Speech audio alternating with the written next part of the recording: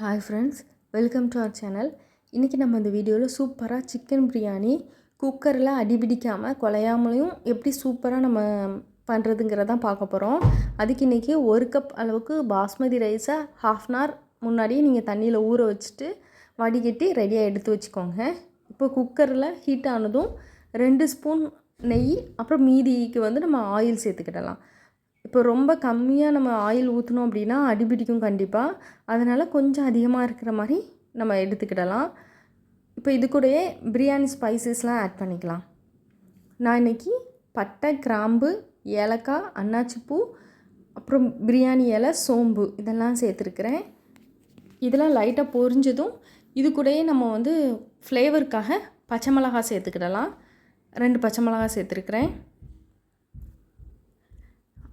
வெங்காயம் கொஞ்சம் அதிகமாக போட்டால் பிரியாணிக்கு நல்லாயிருக்கும். அதனால் 2 பெரிய வெங்காயம் எடுத்துக்கோங்க. அதையும் ஆயிலில் சேர்த்து நல்லா வதக்கிக்கிடலாம். இந்த ஸ்டேஜில் ஆயில் கம்மியாக இருந்துச்சுன்னா நமக்கு அடிபிடிக்கிற மாதிரி இருக்கும். அதனால் ஒருவேளை நீங்கள் ஃபஸ்ட்டு கம்மியாக ஊற்றிருந்தீங்கன்னா இந்த ஸ்டேஜில் ஊற்றிக்கோங்க. இப்போ வெங்காயம்லாம் நல்லா பொன்னிறமாக ஆகிற அளவுக்கு நம்ம வதக்கிக்கிடணும். 1 ஸ்பூன் கல்லுப்பும் இந்த ஸ்டேஜில் வெங்காயத்தோடய சேர்த்துருக்குறேன். இப்போ ஆனியன்லாம் நல்லா பொன்னிறமாக வதங்கிட்டு இது கூட 1 கையளவுக்கு புதினாவும் கொத்தமல்லியும் சேர்த்துருக்குறேன். இதில் கொத்தமல்லி கொஞ்சம் கம்மியாக எடுத்துக்கோங்க, புதினா அதிகமாக எடுத்துக்கோங்க. அப்போ தான் பிரியாணிக்கு நல்ல ஒரு ஃப்ளேவர் கொடுக்கும் நமக்கு. இப்போ இந்த இலைகள்லாம் நல்லா வதங்கிட்டு இது கூட பிரியாணி மசாலா சேர்த்துருக்குறேன். 3 ஸ்பூன் இன்றைக்கி நான் சேர்த்துருக்குறேன். உங்கள்கிட்ட பிரியாணி மசாலா இல்லைன்னா 1 ஸ்பூன் மல்லித்தூளும் 2 ஸ்பூன் கரம் மசாலாவும் சேர்த்துக்கோங்க. இப்போ இந்த எண்ணெயில் இந்த மசாலாவை லைட்டாக நம்ம வதக்கிக்கிடலாம். இது அடிபிடிச்சிடக்கூடாது மசாலா. உடனே தக்காளி 1 தக்காளி கட் பண்ணி சேர்த்துக்கலாம். பிரியாணிக்கு தக்காளி ரொம்ப இருந்துச்சுன்னா நல்லா இருக்காது. கொஞ்சம் தக்காளி சாதத்தோட டேஸ்ட்டும் அந்த மாதிரி இருக்கும். அதனால் கொஞ்சமாக சேர்த்துக்கோங்க. இது கூட காரத்துக்கு மிளகாய் தூள் சேர்த்துருக்குறேன் 1 ஸ்பூன். உங்களுக்கு காரத்துக்கு ஏற்ற மாதிரி சேர்த்துக்கோங்க. இப்போ இந்த எண்ணெயிலே மிளகாய் தூள் நல்லா வதங்கினதுக்கப்புறம் இஞ்சி பூண்டு பேஸ்ட் சேர்த்துக்கலாம். 2 ஸ்பூன் இஞ்சி பூண்டு பேஸ்ட் சேர்த்துருக்குறேன். இப்போ இந்த இஞ்சி பூண்டு பேஸ்ட்டோட பச்சை வாசனை போனதுக்கப்புறம் ஒரு 1/4 கப் அளவுக்கு நம்ம தயிர் சேர்த்துக்கிடலாம். தயிரும் சேர்த்து மிக்ஸ் பண்ணிக்கோங்க. அப்புறம் லெமனும் இந்த ஸ்டேஜ்லேயே நம்ம சேர்த்துடணும். ஒரு ½ லெமன் பிழிஞ்சு விட்டுக்கோங்க.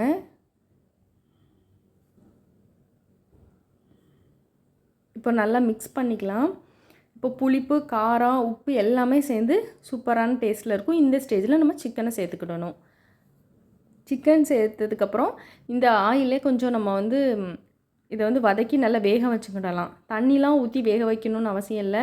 இந்த சிக்கன்லேருந்து கொஞ்சம் தண்ணி வரும். அப்புறம் இந்த ஆயிலே நம்ம வதக்கும் போது நல்லா ஈஸியாகவே சீக்கிரம் ஒரு 5 மினிட்ஸ் தான் ஆகும். அதுக்குள்ளே நமக்கு சிக்கன் வெந்துடும். சிக்கன் ஃபுல்லாக வேகணும் இல்லை, ஒரு 80% குக் ஆனால் போதும்.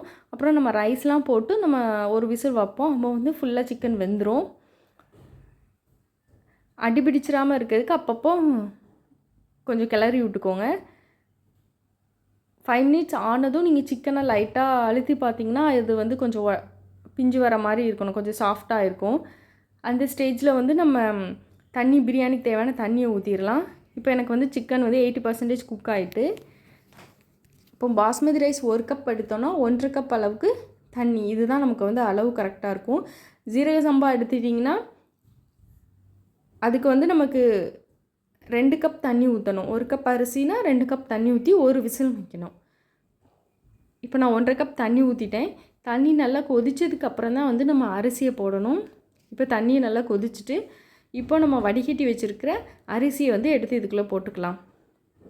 இப்போ அரிசி போட்டதுக்கப்புறம் நல்லா மிக்ஸ் பண்ணிவிட்டு இந்த ஸ்டேஜில் காரம் அப்புறம் உப்பு பார்த்துக்கலாம். நார்மலாக இது மாதிரி குக்கரில் செய்யும்போது உப்பு இந்த ஸ்டேஜில் நம்ம டேஸ்ட் பண்ணி பார்க்கும்போது கொஞ்சம் 1 கல் உப்பு அதிகமாக இருக்க மாதிரி இருக்கணும்.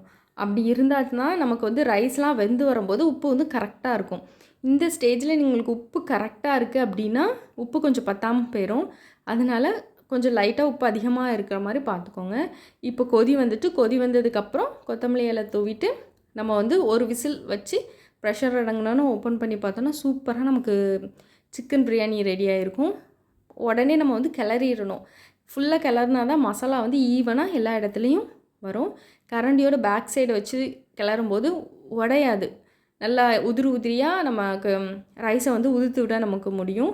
அதனால் கரண்டியோட பேக் சைடு வச்சு எல்லா பக்கமும் மசாலாலாம் மிக்ஸ் ஆகிற அளவுக்கு நம்ம மிக்ஸ் பண்ணி எடுத்துட்டோம்னா சூப்பராக சிக்கன் பிரியாணி ரெடி ஆகிட்டு நீங்களும் உங்கள் வீட்டில் ட்ரை பண்ணி பாருங்கள். தேங்க்ஸ் ஃபார் வாட்சிங்.